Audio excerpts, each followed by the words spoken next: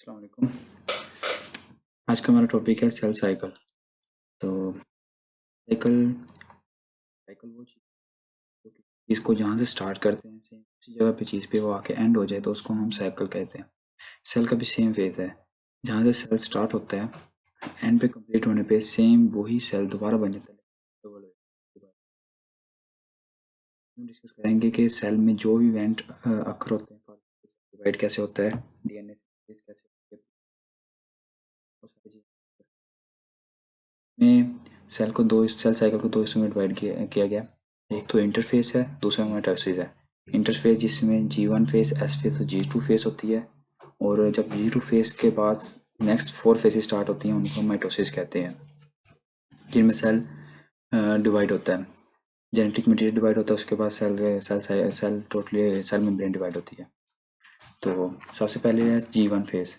G1 phase है growth phase है। इसमें ये होता है कि सेल अपने जो न्यूक्लियोटाइड्स हैं उनको प्रिपेयर करता है, अपना जेनेटिक मटेरियल है उनको प्रिपेयर करता है, और जो भी इंजाइम जो भी प्रोटीन चाहिए होती है डिवाइड होने के लिए, रेप्लिकेशन के लिए, वो सारी प्रिपेयर करता है G1 फेस में। फिर उसके बाद सेल एस फेस में जाता है। हम आगे जाके पढ़ेंगे कि कैसे सेल G1 फेस से एस फेस में जाता है।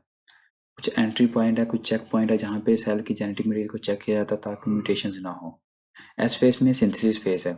इसमें सेल रेप्लिकेशन करता है, अपने आप जेनेटिक मटेरियल को प्रिपेयर करता है, डीएनए को प्रिपेयर करता है, रेप्लिकेट करता है।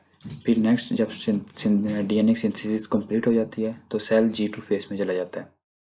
G2 फेस में सेल अपने जो जेनेटिक मटेरियल है, जो मतलब कि उसने प्रिपेयर किया होता है, उनको डिवाइड करने के लिए रेडी करता है। फॉर एग्जांपल डिवाइड करने के लिए जो चीज़ें चाहिए होती हैं उनको अरेंज करता है। फिर G2 फेस के बाद आगे माइटोसिस फेस होती है। माइटोसिस फेस 4 फेसेस होती हैं: प्रोफेस, मेटाफेस, एनाफेस और टेलोफेस। इसमें सेल जो जेनेटिक मटेरियल की बना लिया होता है, उनको अरेंज कर लिया होता है, अब उनकी डिवीजन होनी होती है। हम आगे जाके देखते हैं किस तरह से सेंट्रियोल्स अपोजिट साइड पे जाते हैं, फाइबर्स अटैच होते हैं, किस तरह से क्रोमोसोम एक दूसरे के साथ अटैच होते हैं। अब जहाँ पे देखते हैं कि सेल मतलब कि सेल जो है, मतलब कि वो जो कुछ सेल जो कंटिन्यूस डिवाइड होते रहते हैं वो किस फेस में होते हैं। कुछ सेल जी जीरो फेस वो फेस होती है जिसमें सेल एक बार चला जाए तो वापस वो मतलब कि डुप्लीकेट नहीं होता, रेप्लिकेट नहीं होता। तो देखें जी जीरो फेस में कुछ सेल हैं जो जी जीरो फेस में चले जाते हैं, लेकिन वापस कुछ स्टिमुलस मिलने पे वापस G1 फेस में आ जाते हैं। कुछ ऐसे सेल्स हैं जो जी जीरो फेस में चले जाते हैं लेकिन वापस वो नई G1 फेस में आते हो, वो दोबारा डिवाइड नहीं होते। कुछ सेल हैं जो कंटिन्यूस डिवाइड होते रहते हैं, इनको लाइव सेल कहते हैं, जिनमें जीआईटी सेल है, स्किन सेल है, हेमाटोपोइटिक सेल है।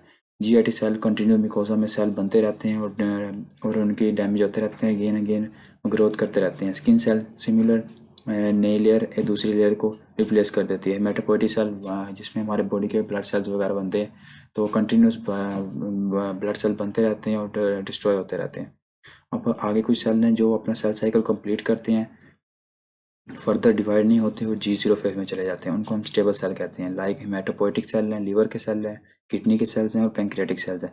लेकिन ये वो सेल हैं जो जीरो फेज में चले जाते हैं, लेकिन अगर कोई स्पेसिफिक इनको स्टिमुलस मिले तो दोबारा ये अपना सेल साइकिल स्टार्ट कर देते हैं, G1 फेज में एंटर हो जाते हैं। अब नेक्स्ट जगह देखते हैं हम वो सेल जो जीरो फेज में चले जाते हैं लेकिन वापस दोबारा सेल साइकिल अपना स्टार्ट नहीं करते, उनको हम परमानेंट सेल्स कहते हैं। वो जी जीरो फेज में परमानेंट रहते हैं। एक मतलब वो डैमेज हो गए तो वो हो गए, वो दोबारा डिवाइड करके अपनी जो भी डेफिशिएंसी उसको पूरा नहीं करेंगे। उनमें न्यूरोनल सेल्स हैं, स्केलेटल सेल, माइकार्डियम सेल्स हैं। अब माइटोसिस है। माइटोसिस में ये है कि डीएनए जो सेंथिस हुआ होता है उसने रेप्लिकेशन दो अपनी कॉपीज में जाना होता है, फिर उस जेनेटिक मटेरियल को जो जेनेटिक मटेरियल है उसको दो हिस्सों में डिवाइड होना होता है, उसको हम माइटोसिस कहते हैं। साइटोकाइनेसिस है। साइटोकाइनेसिस में after division of genetic material then division of plasma membrane और सेल, एक सेल दो हिस्सों में कन्वर्ट हो जाता है, डिवाइड होता है, उसको हम साइटोकाइनेसिस कहते हैं। साइटो मीन सेल्स, काइनेसिस में डिवीजन, सेल की डिवीजन। अब माइटोसिस फेज में जी टू फेज के बाद सेल जाता है प्रोफेज में। अब जी2 फेज में हम देखते हैं कि जिस तरह सेंट्रियोल्स और सदर न्यूक्लियस है, जैसे न्यूक्लियर मेम्ब्रेन अंदर इसकी डीएनए है अनकंडेंस्ड फॉर्म में। अच्छा, प्रोफेज में प्रोफेज स्टार्ट होती है, उसमें क्या क्रोमेटिन कंडेंस होता है, न्यूक्लियर में प्रोटीन मेम्ब्रेन डिसअपियर हो जाती हैं, अरेंजमेंट ऑफ सेंट्रियोल्स और पोलर एंड ऑपोजिट साइड पे सेंट्रियोल्स अरेंज होते हैं, न्यूक्लियर प्रोटीन डिसअपियर हो जाती हैं, क्रोमोसोम अरेंजमेंट करते हैं। उसके बाद प्रोफेज से आगे मेटाफेज में चला जाता है। मेटाफेज में होता है स्पिंडल फॉर्मेशन होती है, सेंट्रियोल से स्पिंडल फॉर्मेशन होती है, क्रोमोसोम जो सेंटर में काइनेटिक और प्रोटीन के ऊपर अटैच होते हैं, उसके बाद उनकी अलाइनमेंट होती है, और उसके बाद ये नेक्स्ट फेज में चला जाता है एनाफेज में। एनाफेज में क्रोमाटिन जो है वो अपोजिट मूव करते हैं, ये बहुत क्रिटिकल फेज होती है। यही फेज है जहाँ पे अगर क्रोमाटिन जब उन्होंने एक दूसरे के साथ डिटैचमेंट करके अपोजिट पोल में जाना होता है तो म्यूटेशन यहीं से स्टार्ट होती हैं। अगर किसी कोई मिस्टेक से कोई फाइव मतलब क्रोमोसोम एबनॉर्मली किसी दूसरी तरफ चला जाए, फॉर एग्जांपल ये इन दोनों ने वन साइड कॉपी से तो जाना था, वन ऑपोजिट साइड पे जाना होता है, मे बी इस तरफ से क्रोमोसोम आए ना उस तरफ ज़्यादा चला जाए तो हम जो डाउन सिंड्रोम टर्नर सिंड्रोम पढ़ते हैं तो ये जेनेटिक म्यूटेशन इसी वजह से इसी फेज में होती हैं एनाफेज में। अब एनाफेज में नेक्स्ट जाते हैं टेलोफेज में। टेलोफेज में अब ये जेनेटिक मटीरियल अपोजिट साइड में जा चुका होता है। टेलोफेज एंड फेज होती है जिसमें सेल के मेम्ब्रेन आपस में इनसाइड मूव करती है और इस तरह से डिवीजन हो जाती है, इनके दो सेल बन जाते हैं, एक सेल से आगे दो सेल बन जाते हैं, रीऑर्गेनाइजेशन ऑफ न्यूक्लियर मेम्ब्रेन, और दोबारा इनकी न्यूक्लियर मेम्ब्रेन बनना शुरू होती है। अब नेक्स्ट चले जाते हैं हम, ये क्लियर नज़र नहीं आ रहा लेकिन मैं आपको बताता हूँ कि सेल किस तरह से मतलब कि सेल किस तरह से एक दूसरे को स्टिमुलेट करते हैं। ये एक ना छोटा सा मतलब ओवरव्यू चैट है, मैप है, हम आगे जाके देखेंगे एक चार्ट और है जिसमें टोटल एक्सप्लेन किया हुआ है, वो उस पर ज़्यादा एक्सप्लेन करूँगा। इसमें तो दे देंगे एक स्पेसिफिक जीन एक्टिवेट होता है, वो पॉजिटिव फैक्टर देता है, वो एक स्पेसिफिक जीन को मज़ीद फर्दर एक्टिवेट करता है जिसकी वजह से प्रोलिफरेशन स्टार्ट हो जाती है, cell G1 phase to S phase में चला जाता है। ये एक चेक पॉइंट है, G1 फेज में से S फेज में जाना होता है। अगर वहीं पे कोई जीन और एक्टिवेट हो, वो नेगेटिव फैक्टर अपना नेगेटिव स्टिमुलस दे, तो वो वहीं पे सेल अरेस्ट हो जाता है, उसी रेप्लिकेशन फेज में फर्दर प्रोलिफरेट नहीं करता। Specific genes express and make specific factors to stimulate appropriate genes for entering a cell into G1 phase. If this factor is negative and it inhibits the gene, it remains in G0 phase. Steps: specific gene produce factors, another gene produce receptor for that factor, another gene produce product that interact with this receptor and signal to nucleus. Next gene is activated and produce transcription factor and act as specific gene and produce specific molecules which is called cyclins. Another gene produce cyclin dependent kinase CDK and cyclin plus CDK activate another gene. Cyclin plus CDK in active form phospholipid RP protein कहते हैं retinoblastoma. आगे जाके हम पढ़ेंगे RP protein का function. Retinoblastoma RP protein इसलिए कहते हैं कि ये फर्स्ट टाइम रेटिनल सेल में डिस्कवर हुई थी और उधर से इसका नाम रेटिनोब्लास्टोमा प्रोटीन है, लेकिन यह बाद में डिस्कवर हुआ कि हर बॉडी के हर सेल में होती है। Then RB release special transcription factors which activate the gene and cell replication start and cell enter from G1 phase to S phase. This RB protein is first checkpoint that check either it is okay or not from G1 phase to S phase. अब ये ना मतलब कि ये total overview मतलब कि chart है जिसमें हम समझेंगे कि सेल किस तरह से प्रोलिफरेशन करता है और अगर कैंसर किस तरह से होता है, किस चेक पॉइंट पे एरर हो जाए तो कैंसर हो सकता है, कार्सिनोमा, और कैसे इनहिबिट किया जाता है। और ये सारे वही स्टेप हैं थ्योरी में लिखे हुए हैं, तो हम पहले पढ़ लेते हैं।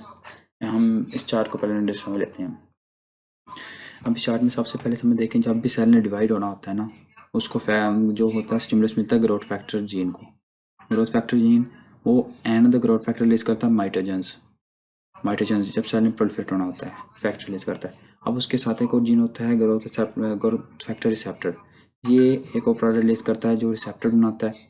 जब रिसेप्टर जाके सेल पे मेम्ब्रेन पे अटैच हो जाता है तो ये ग्रोथ फैक्टर आके उससे के साथ अटैच होता है।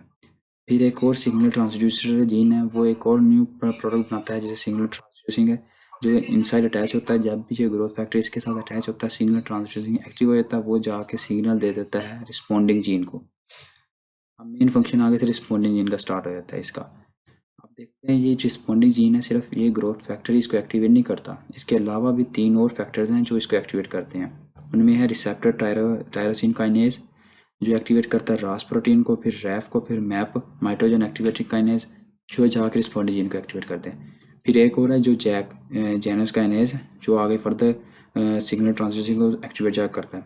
फिर आगे से है सरपेंटिन रिसेप्टर जो आगे जी स्टिमुलेटरी और जी क्यू प्रोटीन को एक्टिवेट करता है। जी स्टिमुलेटरी जी क्यू प्रोटीन में यह है कि जी स्टिमुलेटरी एडेनिन साइक्लेज को एक्टिवेट करती है और एडेनिन साइक्लेज नेक्स्ट CAMP को कहते हैं सेल एडेनोसाइन मोनोफॉस्फेट, और फर्दर जाके ये रिस्पॉन्डिंग जीन को एक्टिवेट करता है। और GQ है वो फॉस्फोलाइपेज को एक्टिव करता है।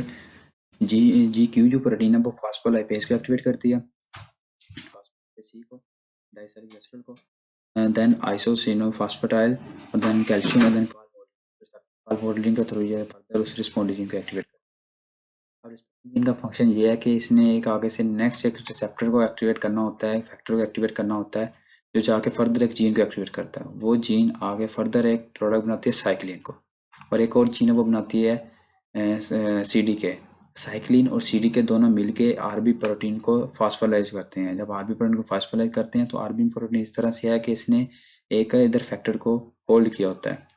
जैसे फॉस्फोलाइज इसको फैक्टर को एक्टिवेट कर फैक्टर को छोड़ देती है, ये फैक्टर जाके फर्दर इस जीन को एक्टिवेट कर देता है। ये जीन अब ये जो भी पीछे फेज चल रही थी वो G1 उस दौरान G1 फेज चल रही थी। जब ये जीन एक्टिवेट हो जाता है तो सेल G1 फेज से S फेज में एंटर हो जाता है, फर्दर प्रोलिफरेशन स्टार्ट हो जाती है। अब अगर तो ये फॉर एग्जांपल कोई इधर से मिसमैच हो जाए, किसी ने कोई इसको प्रॉपर चेक नहीं किया, प्रूफ रीडिंग नहीं की, कोई मिस्टेक होगी, तो इस प्रोसेस को अगर स्टॉप करना हो तो उसके लिए भी बॉडी में मैकेनिज्म्स हैं। उसके ऑपोजिट जीन हैं जिनमें P21 है, P57 है, P31 है। ये जीन है जो चेक करते हैं कि कोई मिस्टेक तो नहीं DNA में। अगर कोई मिस्टेक हो गई तो वो CDK इनहिबिटर को एक्टिवेट करते हैं। CDK इनहिबिटर एक्टिवेट होता है तो CDK इनहिबिटर जाके CDK प्रोटीन को ब्लॉक कर देता है, जिसकी वजह से सेल प्रोलिफरेट नहीं कर सकता, ब्लॉक हो जाता है। इसके अलावा ATM है जो ATM MDM2 को एक्टिवेट करता है, फर्दर वो CDK इनहिबिटर को एक्टिवेट करता है, CDK इनहिबिटर जाके ब्लॉक कर देता है उसे। अगर तो कोई ऐसी चेंजेस हुई हैं सेल के अंदर जो रिपेयर हो सकती हैं तो उनको रिपेयर किया जाता है। अगर ऐसा परमानेंट डैमेज हो जाए DNA में जो मतलब कि रिपेयर नहीं किया जा सकता तो P53 जीन एक्टिवेट होती है। इसको सुसाइडल जीन भी कहते हैं। तो इसमें P53 जब जीन एक्टिवेट होता है तो ये सेल को फंक्शन देता है सुसाइडल डेथ की। ये फर्दर प्रोलिफिकेशन नहीं करने देता और सेल की सुसाइडल डेथ करवा देता है, अपोप्टोसिस। अब आगे हम पढ़ते हैं थ्योरी में इसमें। For cell to jump from G1 phase to S phase, RB protein should be inactivated by phosphate and release transcription factor. This initiate from growth factors, platelet-derived growth factors, epidermal growth factors, vascular endothelial growth factors, and neuronal growth factors. Cell need to be entered into S phase, so he must need cyclin to pass. So this cyclin produced by different pathways. Cell को S phase में जाने के लिए cyclin और CDK को चाहिए ताकि वो आरबी प्रोटीन को फॉस्फोलाइज कर सकें। तो ये डिफरेंट पाथवे के थ्रू जो हमें जितने भी जीन स्टिमुलेटर देखें ऊपर जाकर, ये जितने भी स्टेप्स हैं, फैक्टर्स रिलीज होते हैं, रिसेप्टर्स रिलीज होते हैं, ये सारे जाकर उस साइक्लिन प्रोटीन को ही प्रोड्यूस करते हैं जो आगे फर्दर आरबी प्रोटीन को फॉस्फोलाइज करता है। RB protein present in every cell, present at check point at G1 phase S phase. These all genes which activated during replication called proto-oncogenes. If the mutant are working of these genes causes cancer. If one gene over proliferate led to increased number of cells which led to cancer. Another mechanism, ATM continues scanning DNA. If there is any defect, it activates MDM2 which produce product and which is called CDK inhibitor and inhibit the cyclin and stop it. So arrest in replication first repair DNA. CDK activate DNA repair genes P21, P27, P57 to repair DNA or other system problem. If DNA is too much damaged, then repair gene give a message to P53 and cell suicide only if it DNA is lot of changes. P53 make sure that all the error in the DNA is corrected. If not, then suicide. तो ये पूरा mechanism जिसके through cell अपने आप को regulate करता है। अपने अंदर कोई मिस्टेक DNA में हो जाए जिसे हम प्रूफ रीडिंग मैकेनिज्म कहते हैं, तो उसको करेक्ट करना होता है। अगर चेंजेस बहुत ज़्यादा हो गई हैं कि वो नेक्स्ट जनरेशन में म्यूटेट कर जाएंगी तो सेल P53 जीन को एक्टिवेट कर देता है, वो सेल की सुसाइडल डेथ करवा देता है। ये जो P53 जीन का फंक्शन है ये बहुत डिटेल में है, ये आगे न्यूप्लेसिया जेनोपैथोलॉजी में बहुत डिटेल से पढ़ेंगे इसको।